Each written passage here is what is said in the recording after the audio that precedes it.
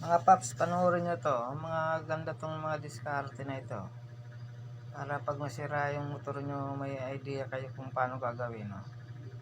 Kaya di na kayo pumunta sa mga mekaniko. Mga simpleng technique lang to mga paps. Mga galing oh. Ito na naman yun, napakadali ng pagtuwid nyo. Ganyan oh. Ganyan lang oh. Very easy. Pag ganito naman, para magkasyang liyabe, ganyan gagawin no. Ayos yan mga paps. Pala yun oh, pag nabali oh, dali lang tuwirin oh. Ayan, yung ganyan yung spring. Ganyan yung diskarte kabit oh. Dito naman sa may shock. Galing. Ayos ito mga paps oh.